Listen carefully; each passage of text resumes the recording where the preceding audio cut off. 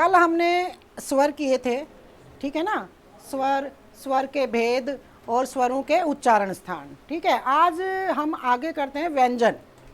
ठीक है, आज का अपना जो विषय है वो रहेगा व्यंजन। ठीक है, व्यंजन करेंगे, व्यंजन के भेद करेंगे, फिर व्यंजनों के उच्चारण स्थान करेंगे। ठीक है, तो शुरू कर रही हूँ मैं व्यंजन। अच्छा, व्यंजन किसे कहते हैं, परिभाषा क्या होगी व्यंजन की? हाँ, वे वर्ण जिनका उच्चारण करते समय हमें स्वरों की सहायता या मदद लेनी पड़ती है, उन्हें हम व्यंजन कहते हैं। समझ गए बेटा?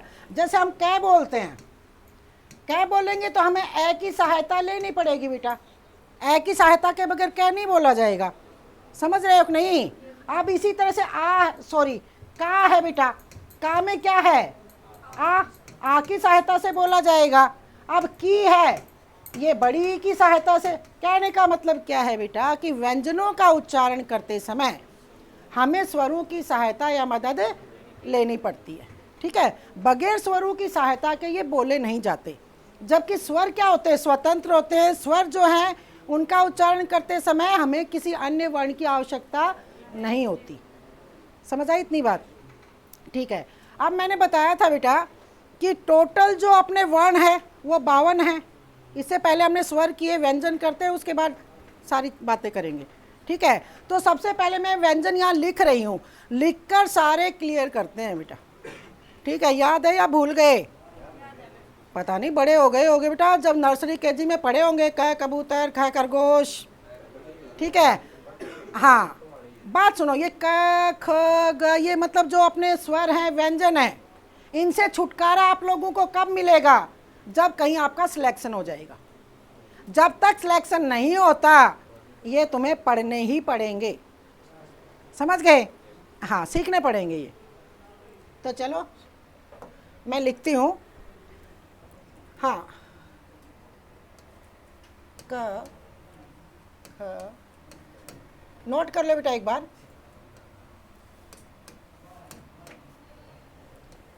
च, छ, ज, झ और य। अपनी वर्णमाला को कितने वर्गों में बांटा है?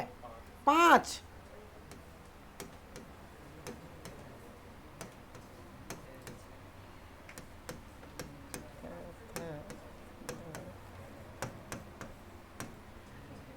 सारे नोट कर लो।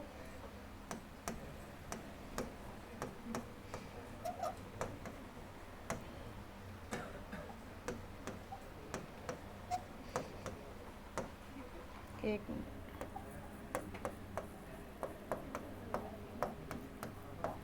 ठीक है। हाँ, ये लास्ट वाली लाइन यहाँ लिख रही हूँ बेटा मैं।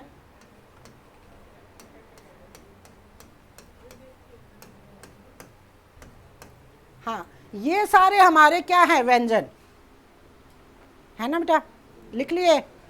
अच्छा देखो, सबसे पहले एक क्वेश्चन ध्यान करो कि हमारी वर्णमाला को कितने वर्गों में बांटा गया है? 5 वर्गों में। कौन से 5 वर्गों में? देखो, सबसे पहले जो क ख ग घ ड़, ये क्या है? क वर्ग। इसको क्या बोलेंगे? क वर्ग। फिर क्या हो गया अपना ये च वर्ग। समझ रहे हो? ये च वर्ग है। ये फिर अपना हो गया ट वर्ग। उसके बाद में ये हो गया अपना त वर्ग। समझ गए? और उसके बाद है प वर्ग। 5 वर्ग हो गए ना? हाँ, तो अपनी वर्णमाला को कितने वर्गों में बांटा है? 5 वर्गों में। 5 वर्गों में बांटा है। ठीक है, शॉर्टकट याद करने के लिए याद रखो कचट तप। पहले अक्षर से ही है ना, कचट तप, कचट तप। क वर्ग, पहले अक्षर से ही इनका नाम है इन वर्गों का, क वर्ग, च वर्ग, ट वर्ग, त वर्ग और प वर्ग। तो अपनी वर्णमाला को कितने वर्गों में बांटा है? 5 वर्गों में। ठीक है, ये वर्ग हर जगह काम आएंगे आगे हिंदी में, जब हम संधि करेंगे तब भी काम आएंगे भाई। क वर्ग, च वर्ग तो हम समझ जाएंगे क वर्ग कौन सा। समझ गए ना? इसलिए ध्यान करो। अब बात सुनो, तो 5 वर्ग हैं और हर वर्ग में कितने वर्ण हैं? देखो क ख 1 2 3 4 5 5 5 है, मतलब क्या है 5 वर्ग हैं और हर वर्ग में कितने हैं 5 5, तो कितने हो गए 25, मतलब पांचों वर्गों के टोटल वर्ण कितने हो गए 25। ये 25 क्या है, कैसे लेकर कहाँ तक हो गए, मतलब क्या है बेटा, कैसे लेकर ये मैं तक, कैसे लेकर मैं तक, मतलब पांचों वर्गों के 25 हो गए ना बेटा। तो ये 25 क्या है बेटा अपने, ये अपने स्पर्श व्यंजन है।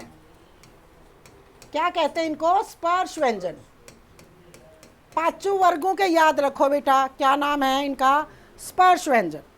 अच्छा, इनको स्पर्श व्यंजन क्यों कहते हैं, क्यों कहते हैं बेटा, क्योंकि जब हम इनका उच्चारण करते हैं ना, तो जो हमारी जिह्वा है, जीभ है, वो मुख के किसी ना किसी भाग को, पार्ट को, या किसी ना किसी अवयव को स्पर्श करती है, समझ गए, छूती है, इसलिए इनका नाम क्या है, स्पर्श व्यंजन। टोटल संख्या कितनी है स्पर्श व्यंजनों की, 25। कौन से, पांचों वर्गों वाले, समझ गए, इतनी बात क्लियर हुई बेटा। चलो आगे चलते हैं, आगे चलेंगे हम। यारा लावा ये 4 हैं, उसके बाद में श है, ये भी क्या है 4 है, और ये जो है अक्ष त्र ग और श्र, ये भी कितने हैं 4, ये 4 4 हैं। अब बात सुनो, आओ य र ल व, ये 4, इनका क्या नाम है, अंतस्थ व्यंजन।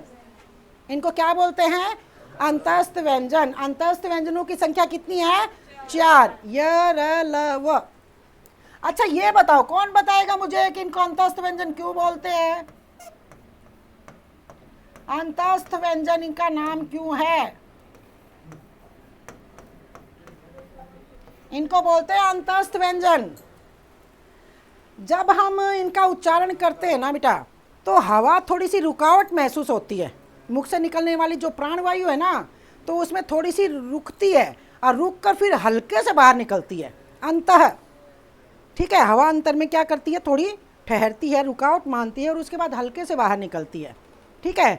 इसलिए इनको क्या बोलते हैं हम, अंतस्थ व्यंजन। ये 4 हैं, क्वेश्चन आ सकता है, अंतस्थ व्यंजन है, एक तो दे देंगे इनमें से और 3 दे देंगे, हो सकता है स्पर्श व्यंजन में से।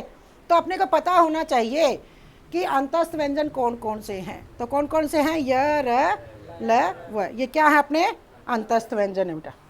चलो अगले चलते हैं, अगले ये 4 श स ह, ये क्या है 4, ये क्या है ऊष्म व्यंजन। और क्या नाम है इनका, और दूसरा नाम बताओ, ये 4 है बेटा अपने ऊष्म व्यंजन, और क्या नाम है इनका, दूसरा नाम, और इनको बोलते हैं बेटा संघर्षी व्यंजन, संघर्षी, संघर्षी व्यंजन, ठीक है। ऊष्म व्यंजन कह लो या संघर्षी व्यंजन कह लो बेटा, समझ गए।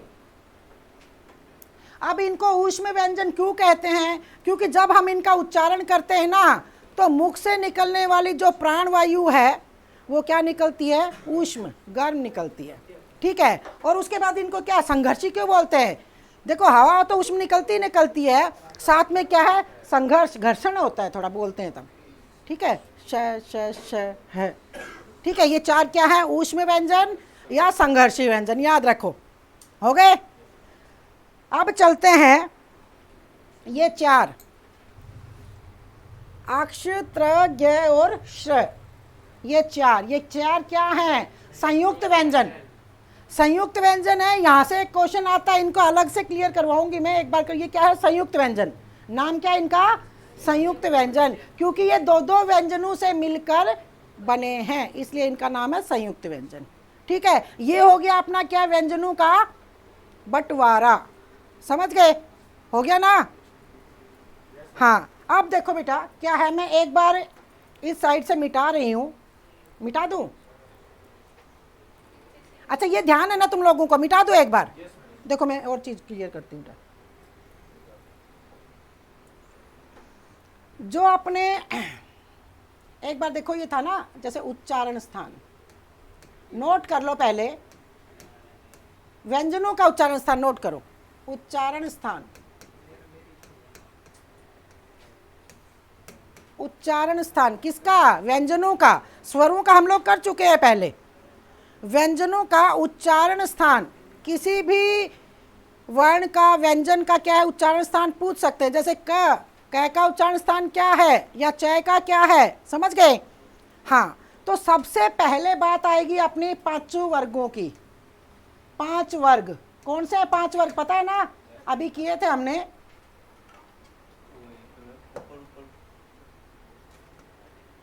अभी हमने किए थे कि 5 वर्ग, पता है ना? 5 वर्ग का चट तप। और 5 वर्ग में कितने टोटल व्यंजन अपने? 25। तो देखो बेटा 25 का क्या है, एक ही साथ याद हो जाएगा। एक एक का याद करेंगे तो कितना टाइम लगेगा, ना याद रहेंगे। ठीक है, इसको एक ट्रिक से करो। ठीक है, तो वो ट्रिक क्या है बेटा? जैसे देखो KTM एक बाइक है बेटा, KTM बाइक है ना, नाम याद रह जाएगा। इसके डॉन और बन जाओ। बड़े स्टंट मारते हो आप लोग बाइक पे, मारते हो ना? डॉन बन जाओ KTM के। KTM डॉन, KTM डॉन हो गए। तो आप देखो अगर ये याद रह जाएगा ना तुम्हें, तो ये मान लो 25 व्यंजनों का जो अपने स्पर्श व्यंजन है उनका उच्चारण स्थान याद हो जाएगा। अब पहला वर्ग कौन सा है अपना? क वर्ग है ना। तो क वर्ग का क्या हो गया? कंठ। कंठ हो गया किसका? क वर्ग का हो गया बेटा। के से कंठ, मतलब पहला वर्ग क्या है? कंठ। समझ में आया बेटा? दूसरा देखो टी, टी से क्या है? तालव्य। दूसरा वर्ग कौन सा है? तो च वर्ग क्या है? तालव्य। तालव्य है। और ये कौन सा? च वर्ग। समझ गए ना बेटा? ठीक है, अब तीसरा एम, एम से क्या है? मूर्धा। एम से क्या हो गया बेटा? मूर्धा। तो कौन से ये मूर्धा, और कौन सा वर्ग? ट वर्ग। ट वर्ग अपना हो गया मूर्धा या मूर्धन्य। अब डी, डी से क्या है? दंत। धातु से कौन सा बोला जाता है? कौन सा वर्ग? दंत। डी त वर्ग। त वर्ग। अब होठों से कौन सा बोला जाता है? प वर्ग। प वर्ग क्या है? पांचवा वर्ग है ना अपना प। हाँ, तो ये होठों से बोला जाता है ओष्ठ। ओष्ठ प वर्ग। ठीक है, हो गया ना? हो गए 5 वर्ग। वर्ग तो हो ही गए वर्गों का। तो क वर्ग क्या क्या है देखो, ऐसे नोट कर लो, चाहे पहला वर्ग, दूसरा वर्ग, तीसरा, चौथा और ये 5वां। समझ गए? पहला वर्ग कंठ है के से, दूसरा टी से तालव्य, तीसरा एम से मूर्धन्य, चौथा डी से दंत और 5वां ओ से ओष्ठ। एन से क्या मतलब है? एन से मतलब पता है क्या है? एन के लिए नोट करो नासिक के। मैं बताती हूँ, एन का मतलब है नासिक के। कौन से होते हैं नासिक के? प्रत्येक वर्ग का पंचम अक्षर। प्रत्येक वर्ग का पंचम अक्षर। ठीक है, समझ रहे हो ना? पंचम अक्षर से मतलब समझ गए ना? हाँ, तो यहाँ नोट कर सकते हो प्रत्येक वर्ग का पंचम। हाँ, प्रत्येक वर्ग का पंचम वर्ण। पंचम वर्ण, ये है ट्रिक। समझ गए? समझ गए ना बेटा? हो जाएगा KTM डॉन। ये ट्रिक ध्यान रहेगी। 25 का याद हो जाएगा बेटा। हो गया ना? 25 का हो गया ना? होगा क्या? हो गया। ठीक है, चले आगे। अब आगे बात आती है यर लव और श है इन्हीं की ना, क्योंकि अक्षर त्र ग और श्र ये तो दो दो से मिलकर बने हैं। हमें सिर्फ करना यर लव और श। उनकी भी एक ट्रिक बताती हूँ मैं तुम्हें। चलो पहले एक देसी ट्रिक और बताऊं, देसी वाली और बता देती हूँ। ठीक है, इसको मिटाती हूँ। हाँ, देख तो लो। ठीक है, लिखती हूँ एक बार, है ना? लिखा नहीं था बेटा, कोई बात नहीं, उतार लेना फिर। ठीक है, देखो कति मूंद, कति मूंद ओठा न, न एन वाली बात है न में। जो वहां पे था ना केटीएम डोन एन नासिक के, यहाँ पे एन से मतलब नासिक के है और पांचों वर्ग हैं। देखो पहला वर्ग कंठे, पहला वर्ग क्या है कंठे हो गया इससे मतलब कै वर्ग, समझ रहे हो ना। बस मैं अब लिखूंगी नहीं, समझते जाओ। कैसे कंठे, तैसे तालव्य, फिर तीसरा मैं मूर्धन्य, चौथा दंते, पांचवा वर्ग ओष्ठे और प्रत्येक वर्ग का पंचम अक्षर नासिक। समझ गए। इसमें मिस्टेक हो सकती है लेकिन उसमें मिस्टेक नहीं होगी, समझ गए। हो गया 25 का, तो हो गया ना बेटा। चले आगे चलते हैं, चलते चलो भाई, चलने में ही है सब कुछ, रुकने में कुछ भी नहीं है। पानी जब ठहर जाता है ना तो उसमें बदबू हो जाती है, गंदा हो जाता है वो, और बहते रहता है पानी, साफ शुद्ध रहता है। और तुम्हें तो चलना ही है, ठीक है। चलो देखो बेटा, य र ल व, इनको एक बार फिर से लिख रही हूँ मैं दोनों लाइनों, य र ल व, फिर क्या है स स ह, ये जोड़े बना लो भाई, जोड़े बनाओ। देखो ये और श एक जोड़ा हो गया ना बेटा, मतलब हो गया ना, ऊपर नीचे ही बेटा, ये साथ में ही, मतलब एक तो एक एक को याद करे और एक दो को एक साथ याद करे, है ना बेटा, शॉर्टकट तरीका। तो ये और श एक जोड़ा हो गया, उसके बाद में बेटा र और श, उसके बाद में ल और श, और ये भाई सिंगल, समझ गए, ये सिंगल। अब बात सुनो, ये और श इन दोनों का उच्चारण स्थान क्या है तालव्य, नोट कर लो। इन दोनों का उच्चारण स्थान क्या हो गया बेटा तालव्य। ये किससे बोले जाते हैं तालु से, समझ गए ना, तालव्य। उसके बाद में र और श, र और श का उच्चारण स्थान क्या हो गया बेटा मूर्धा। अभी किया था ना हमने री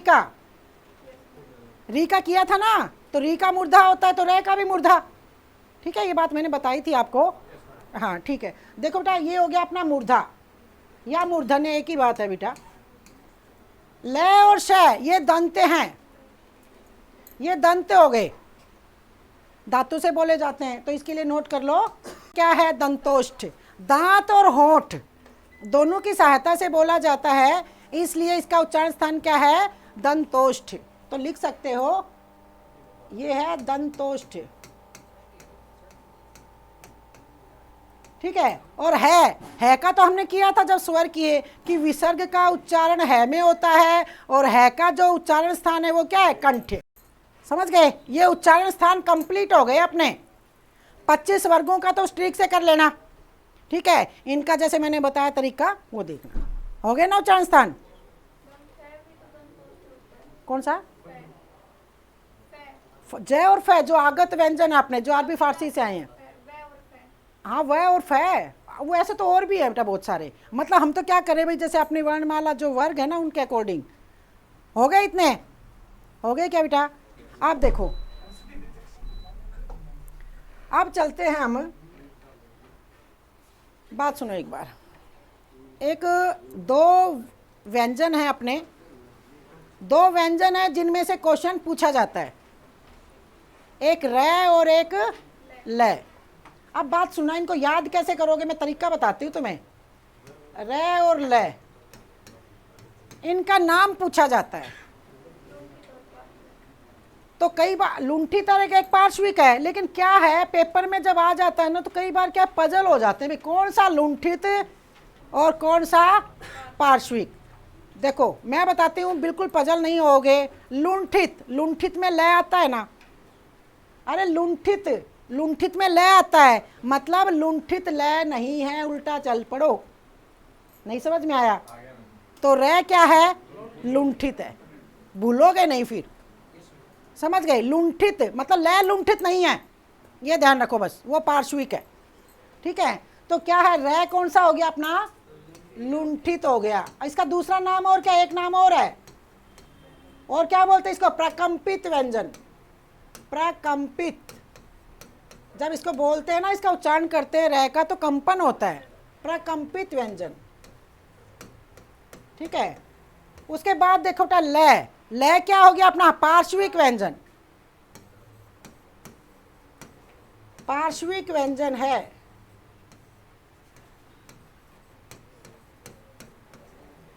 ये ध्यान रखो बेटा, रे हो या फिर ले, ठीक है। तो रे क्या है? लुंठित, और ले क्या है? पार्श्विक। अच्छा एक बात बताओ, रे को लुंठित क्यों बोलते हैं? क्यों है ये लुंठित? किस लिए कहते हैं इसको लुंठित? रे का जब हम उच्चारण करते हैं ना, तो हमारी जीभ क्या है, एक बार ऊपर से एकदम झटके के साथ लुढ़कती है। रे झटका मार के जीभ जो है लुढ़कती है, ठीक है। इसलिए इसका नाम क्या है? लुंठित व्यंजन। और कंपन होता है रे बोलते हैं तो। उसके बाद में ले, ले क्या है? पार्श्विक व्यंजन है। अच्छा भाई, अपने शरीर के दो पार्श्व भाग हैं, कौन से? दायां और बायां। पार्श्व मतलब क्या होता है? बगल, साइड। दायां और बायां दो साइड, तो पार्श्व भाग मतलब, पार्श्व मतलब क्या होता है? बगल। तो इसको पार्श्विक व्यंजन क्यों बोलते हैं ले को? कि ले का जब हम उच्चारण करते हैं ना बेटा, तो जो अपनी प्राणवायु है, ऑक्सीजन है, जो हवा है मुख से निकलने वाली, वो जीभ के बगल से, साइड से, पार्श्व भाग से निकलती है। इसलिए इसका नाम क्या है? पार्श्विक व्यंजन। समझ में आया? चले आगे, चले भाई। तुम्हारे चलने में ही मेरा चलना है बेटा, ऐसे कोई फायदा नहीं है। चले? चलते हैं, चल, हाँ चलो, शाबाश, चलते रहो। अब देखो, आप देखो बेटा क्या है, अपने मूल व्यंजन 33 थे। अब अपने मूल व्यंजन कितने हैं? कितने बताओ? 35। कौन से हैं? दो नए व्यंजन विकसित हुए हैं, और इसीलिए वहां से क्वेश्चन उठाया जा रहा है। पीछे जो डी और सी ग्रुप के एग्जाम हुए थे ना, ड और ढ, वहां से क्वेश्चन पूछा गया था, ऐसा कौन सा व्यंजन है जिससे कभी भी किसी शब्द की शुरुआत नहीं होती? पूछा गया था। HSC कलरक में था, पुलिस, हरियाणा पुलिस वाले में ये क्वेश्चन था। क्यों? दो नए आए हैं, कोई भी लेटेस्ट चीज है, नई चीज है, समझ गए? तो देखो वो कौन से हैं, वहां से दो क्वेश्चन बनते हैं। आज मैं तुम्हें वो क्लियर करवा देती हूँ बेटा, समझ गए? हाँ, वो दो कौन से हैं पता है? एक तो ये देखो, ये ड, और एक ये ढ, ढ। अच्छा ये कौन सी लाइन में है? अपनी वर्णमाला में है कहाँ, वो बताओ मुझे। कहाँ आता है? नहीं बेटा, क वर्ग वाले में ये नहीं है। क वर्ग वाले में तो ये है बेटा, ये है क वर्ग में तो। हाँ, ट वर्ग में देखो, मैं बताती हूँ। छोटे बच्चों के कायदे उठा के देखना आप लोग, अभी नए कैसे आ रहे हैं, कौन से वर्ग में आ रहे हैं, ठीक है। हाँ देखो, ट वर्ग को एक बार फिर से लिख रही हूँ समझाने के लिए, ठीक है बेटा। देखो, ट, ठ, ड़, ये ऐसे आ रहे हैं, अब देखना, ढ, ण। ये दो नए आए हैं अपनी वर्णमाला में, दो व्यंजन, समझ गए? पहले 33 मूल व्यंजन थे, इन दोनों को मिलाकर कितने हो गए? 35 हो गए, समझ गए? अब बात सुनो, इनमें से ये जो दो है ना बेटा, ये इनमें से दो क्वेश्चन बनते हैं। पहला क्वेश्चन, इनके नाम पूछ लिए जाते हैं। क्या है? इनका नाम पूछ लिए जाते हैं। कितने नाम है इनके? मैं तुम्हें 5 बताऊं तो? 5 बताऊं? चलो, इनके 5 नाम याद रखना। या तो नाम पूछ लेते हैं, दोनों में से, दोनों के ही हैं वो 5 नाम, एक के नहीं, दोनों के ही। तो देखो, एक नाम तो क्या है बेटा, इनको क्या बोलते हैं? विकसित व्यंजन। नए आए हैं इसलिए क्या नाम है इनका? विकसित व्यंजन, ठीक है। एक नाम तो है इनका विकसित व्यंजन, ठीक है। और दूसरा देखो बेटा क्या है? उत्क्षिप्त व्यंजन, उत्क्षिप्त व्यंजन, ठीक है। तीसरा है ताड़नजात, ताड़नजात व्यंजन। फिर है द्विगुण, द्विगुण व्यंजन, द्विगुण व्यंजन। और एक और क्या बताएगा कोई? द्विस्पृष्ट व्यंजन। क्या है? द्विस्पृष्ट, द्विस्पृष्ठ, ये पांचों नाम इनके ध्यान करना बेटा, ठीक है। इन दोनों के ही हैं ये पांचों नाम, और लगभग उत्क्षिप्त व्यंजन से बहुत पूछा जाता है। भाई उत्क्षिप्त व्यंजन है, इनमें से एक दे देंगे, लेकिन तुम पांचों याद रखो ना। नए आए हैं तो विकसित हुए ये नए, समझ गए? कर लोगे? हो जाएगा बेटा पांचों नाम। एक क्वेश्चन तो इनका नाम पूछते हैं, ये तो हो गया। अब दूसरे क्वेश्चन पे चलते हैं कि इन्हीं में से एक क्वेश्चन कैसे पूछा गया है पीछे। वो क्वेश्चन और बताती हूँ। क्या क्वेश्चन था? ऐसा कौन सा व्यंजन है जिससे कभी भी किसी शब्द की शुरुआत नहीं होती? बीच में आ जाएगा किसी भी शब्द के, या फिर लास्ट में आ जाएगा, शुरुआत नहीं होगी। तो इन दोनों से शुरुआत नहीं होती है किसी भी शब्द की। कोई शब्द बताओगे जो इनसे शुरू होता है? नीचे बिंदी, इनको क्या बोलते हैं? नुक्ता। इस नीचे बिंदी को क्या बोलते हैं? नुक्ता या तल बिंदु। नुक्ता वाले वर्ण बोलते हैं इनको नुक्ता या तल बिंदु।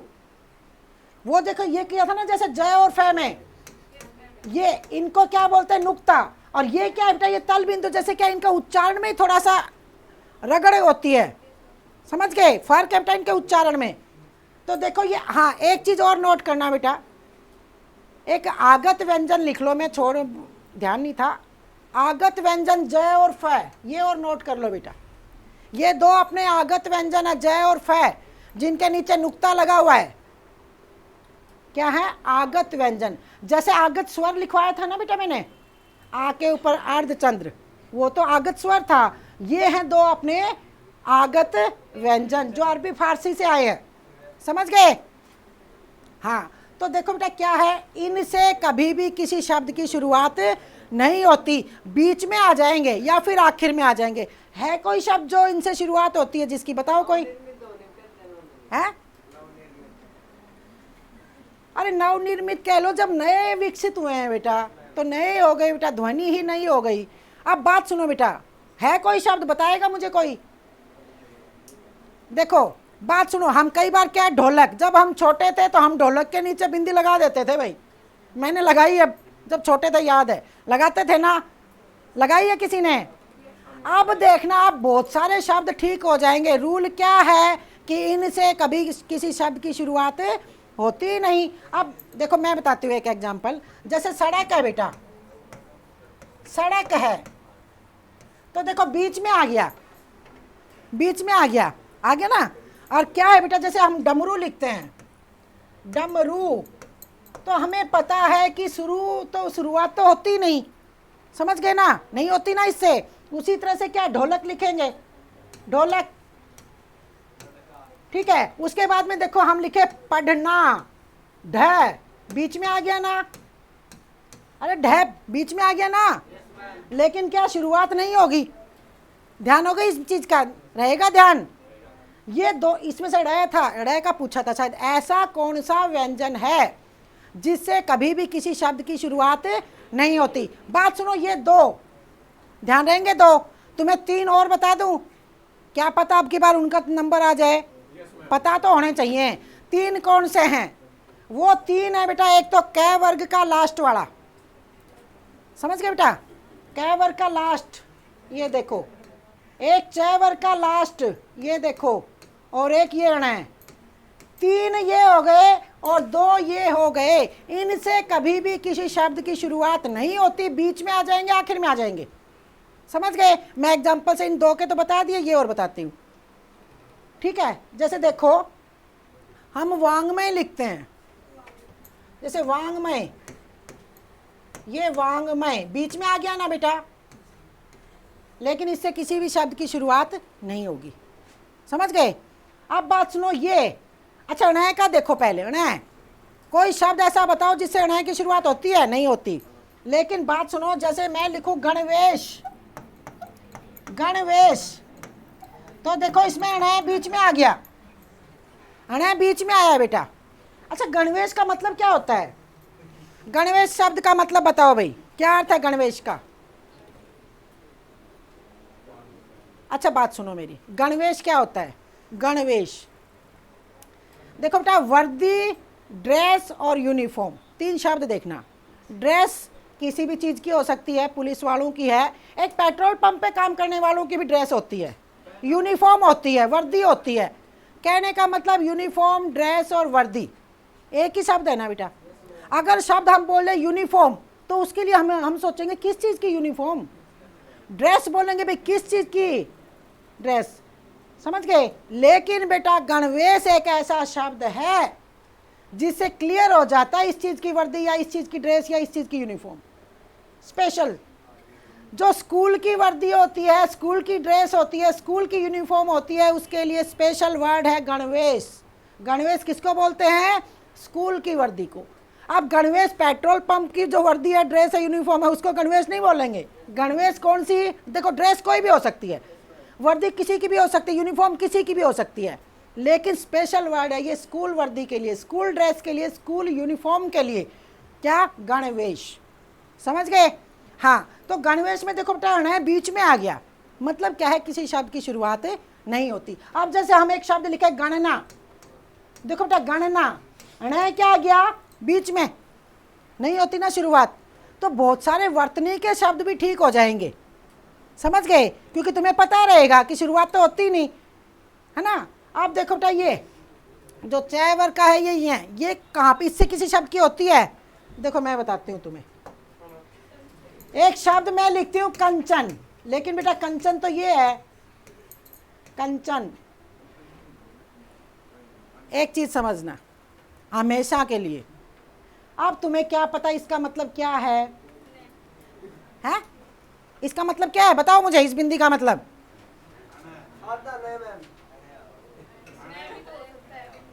एक रूल बताती हूँ मैं आप लोगों को, हमेशा के लिए चक्कर में ही नहीं पड़ना क्या है क्या कुछ नहीं है, कैसे पहचानोगे।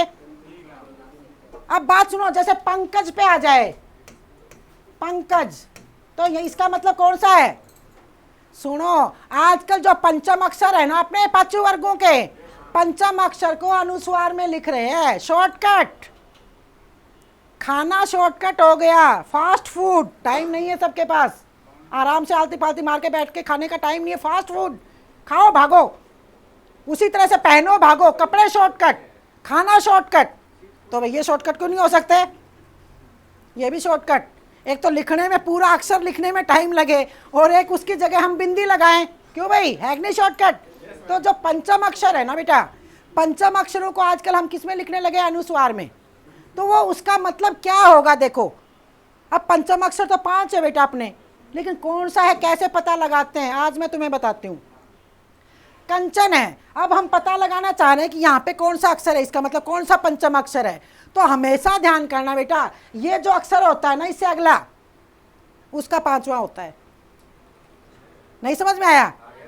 हमेशा, जैसे कंचन, च का 5वां ये है ना, सॉरी एक मिनट बेटा, यहाँ पे थोड़ा, हाँ ये बेटा कंचन, समझ गए। अब इसको अगर हम हटाते हैं तो इसकी जगह क्या लगा देते हैं? समझ गए? अब पंकज है, तो कौन सा पंकज में, मतलब अगला जो अक्षर होगा ना उसका पंचम होता है बेटा।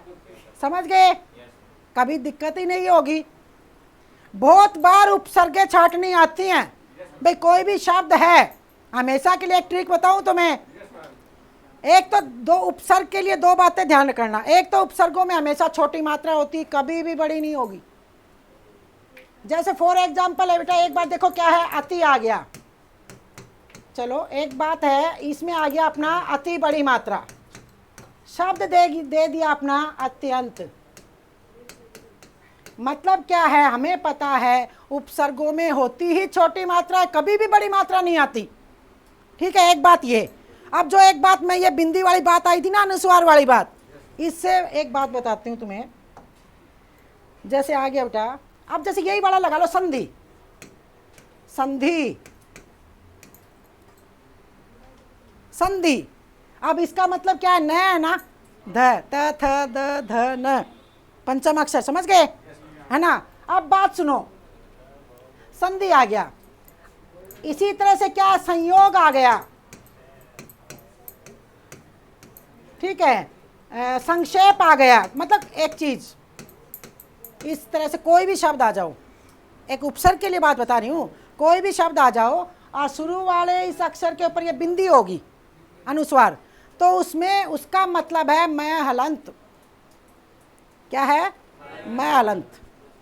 संधि का क्या हो जाएगा? सम। इसका मतलब ही मैं हलंत। सम प्लस धी, सम प्लस, तो इसका मतलब सम उपसर्ग होती है। समझ में आया? चलो चलते हैं अपना। हाँ, अच्छा ये वर्ड है, इनमें से बातें हो गई, दोनों क्वेश्चन हो गए। अब एक चीज़ और सुन लो भाई, दो नए विकसित हुए हैं ये अभी। तो देखो क्या है, पेपर में एक कोई भी तत्सम शब्द या तद्भव पूछा जाता है। भाई तत्सम शब्द है या तद्भव शब्द है, पूछा जाता है ना। तो हमेशा ध्यान रखना बेटा, ये नए विकसित हुए हैं तो ये तद्भव में मिलेंगे। जिस भी शब्द में ये होंगे वो शब्द क्या होगा? तद्भव, क्योंकि नए विकसित हुए, पहले तो ये थे ही नहीं। तो तत्सम में कहाँ होंगे?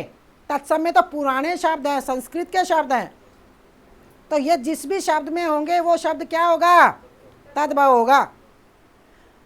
अच्छा बात सुनाओ, सुनो एक बात, जैसे चांद है और एक है चंद्र, हमेशा ये अनुस्वार आता है तत्सम शब्दों में, हमेशा ये अनुनासिक आता है तद्भव में, 100%, कभी गलत नहीं होगा, कभी गलत नहीं होगा। कितना याद करोगे? ट्रिक काम में लो ना बेटा, शॉर्टकट। पढ़ने को तो बहुत कुछ है, लेकिन पढ़ना वो है बेटा जो एग्जाम में आए।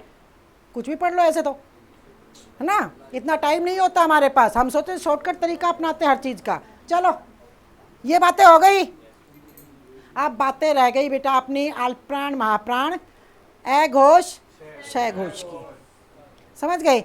अच्छा, उनको करने से पहले एक छोटी सी चीज़ और बताती हूँ। द्वित्व व्यंजन कौन से होते हैं? द्वित्व व्यंजन कौन से होते हैं? ये कौन से होते हैं? सुनो मैं लिख रही हूँ अब।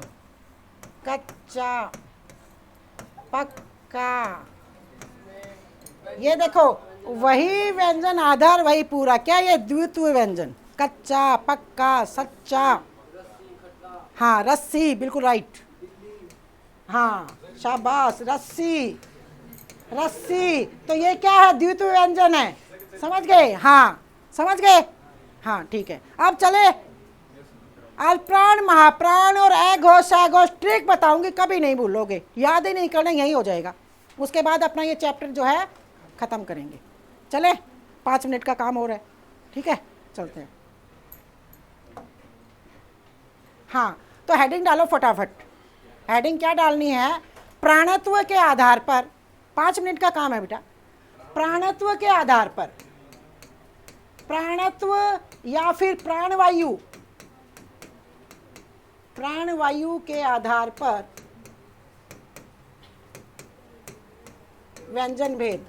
देखो नाम से ही क्लियर हो जाता है बेटा,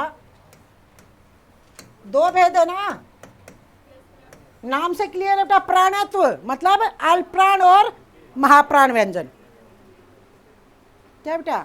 व्यंजन भेद 2, समझ गए? नंबर 1 है, देखो यहीं लिखूंगी बेटा, मैं एक ट्रिक बताऊंगी तुम लोगों को। अल्पप्राण, अल्पप्राण व्यंजन, ठीक है, हाँ रुको। दूसरा है बेटा महाप्राण, महाप्राण व्यंजन। हाँ पहले देखो बेटा, प्राणत्व या प्राणवायु के आधार पे, मतलब मुख से निकलने वाली जो प्राणवायु है, ऑक्सीजन है, जो हवा है, उसके आधार पे बंटवारा है ये व्यंजनों का।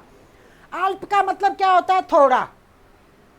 जिन वर्णों का उच्चारण करते समय प्राणवायु थोड़ी निकलती है, मुख से कम निकलती है, उन्हें क्या कहते हैं? अल्प प्राण व्यंजन। और जिन वर्णों का उच्चारण करते समय प्राणवायु ज़्यादा निकलती है, उन्हें महाप्राण। तो पहले 5 वर्गों के करते हैं। 5 वर्गों के कौन से होंगे अल्प प्राण? प्रत्येक वर्ग का, देखो नोट कर लो, ये सम और विषम संख्या में चलेंगे। प्रत्येक वर्ग का पहला, तीसरा और 5वां, ठीक है, और यह लव। महाप्राण व्यंजन, महाप्राण व्यंजन फिर कौन से हो गए बेटा? प्रत्येक वर्ग का प्रत्येक वर्ग का कौन से रह गए, दूसरा और चौथा। ये तो विषम में और ये सम में। अब यह यहाँ आ गए तो यहाँ पे क्या आ जाएगा, शश स स ह, ये यहाँ आ जाएंगे। समझ गए। अब देखो ए घोष और सह घोष भी बता देती हूँ, फिर तुम्हें एक तरीका बताती हूँ कैसे याद रखोगे। समझ गए। देखो चलो, अब ये तो था पहला भेद बेटा अपना। दूसरा भेद है बस घोषत्व के आधार पर। घोषत्व, घोषत्व या स्वर तंत्रियों में कंपन, स्वर तंत्रियों में कंपन के आधार पर, कंपन के आधार पर। ठीक है। अब ये भी नाम से क्लियर है बेटा, घोषत्व मतलब ए घोष और सह घोष। ए घोष व्यंजन, ठीक है, और सह घोष व्यंजन, सह घोष व्यंजन। हाँ देखो, ये प्रत्येक, हाँ घोषत्व के आधार पे मतलब क्या है, जिन वर्णों का उच्चारण करते समय स्वर तंत्रियों में कंपन होता है वो तो सह घोष, ठीक है, और जिनमें कंपन नहीं होता वो ए घोष। तो ए घोष, ये सीरियल से चलेंगे भाई। प्रत्येक वर्ग का पहला दूसरा, प्रत्येक वर्ग का पहला और दूसरा, और ये क्या हो जाएगा, प्रत्येक वर्ग का कौन सा हो गया, तीसरा, चौथा और पांचवा। अब देखो याद करने का तरीका बताती हूँ मैं तुम्हें, कभी भी गलत नहीं होगा। ए घोष, सह घोष, अल्पप्राण, महाप्राण, पजल नहीं होगे। समझ गए। लिख लिया तुमने, रह गए क्या, अच्छा लिख लो, अच्छा लिख लो बेटा, इस साइड लिख लिया, नोट कर लो बेटा। अभी ये चीज बताऊंगी मैं, यार अलावा को कैसे याद करोगे, इसलिए मैंने नहीं लिखे हैं नीचे वालों में, है ना। मैं एक ट्रिक बताऊंगी तुम्हें कैसे याद करोगे, इसलिए नहीं लिखे बेटा मैंने। हो गया, हो गया बेटा। हाँ चले भाई। हाँ देखो, सबसे पहले आओ बेटा, क्या था, प्राणत्व के आधार पर या प्राणवायु के आधार पर, अल्पप्राण और महाप्राण। तो देखो अल्पप्राण कौन से होते हैं बेटा, कि जिन व्यंजनों का उच्चारण करते समय मुख से निकलने वाली जो प्राणवायु है वो थोड़ी थोड़ी निकलती है, उन्हें अल्पप्राण कहते हैं। और अल्पप्राण कौन से होंगे, प्रत्येक 5 वर्ग है ना अपने, 5 वर्गों में से कौन सा, पहला, तीसरा और पांचवा विषम, और महाप्राण दूसरा और चौथा। ठीक है। यह कहाँ आ गए बेटा, अल्पप्राण में, अल्पप्राण में है ना यह, और महाप्राण में क्या है, शय, शय वाले। ठीक है। अब आ जाओ नीचे, घोषत्व के आधार पे या स्वर तंत्रियों में कंपन के आधार पर 2 भेद, ए घोष और सह घोष। मतलब स्वर तंत्रियों में कंपन होता है वो तो सह घोष, और नहीं होता वो ए घोष। ये सीरियल से चलेंगे स्टेप बाय स्टेप। ए घोष तो प्रत्येक वर्ग का पहला दूसरा, समझ गए, मतलब क वर्ग का क ख, और सह घोष प्रत्येक वर्ग का तीसरा, चौथा, पांचवा, ग घ है वो उसमें। अब बात सुनो, यह और श, दिक्कत तो इनमें आएगी भाई, कौन से कहाँ, कोई गड़बड़ नहीं होगी। सुनो, इनको एक जगह याद कर लो, बस ये ध्यान कर लो कि यह कहाँ आ रहे हैं, अल्प प्राण में, इसके पहले में आ रहे हैं ना, तो इसके जो पहले में आ रहा है वो इसके दूसरे में आ जाएगा, इसके जो दूसरे में आ रहा है वो इसके पहले में। ऐसे याद करो, एक जगह कर लो बस, हो गए याद। अरे अल्पप्राण है यह, समझ गए, तो वो उसके दूसरे में चले जाएंगे, उसके जो दूसरे में है वो उसके, नहीं कर लोगे। अब बताओ मुझे कौन सा कहाँ आएगा, जल्दी बोलो। ए घोष, है घोष में कौन कौन से आएंगे, जल्दी बोलो। हाँ इसमें क्या आ जाएगा, हाँ एक चीज चेंज होगी, ये देखना है, हट जाएगा यहाँ से, है हट जाएगा, है यह के साथ आ जाएगा इसमें, ये ध्यान कर लेना बस। समझ गए। ये आ जाएगा बेटा अपना य ल व और है यहाँ आ जाएगा बस। नहीं समझ में आया बेटा ये ट्रिक, मतलब अल्पप्राण है यह तो उसके दूसरे में चले जाएंगे, और जो उसके दूसरे में है वो उसके पहले में। हो जाएगा ना याद? ठीक है, तो यहाँ आज हम अपनी क्लास को ख़त्म करते हैं। ठीक है, मिलते हैं अगली क्लास में। चलो।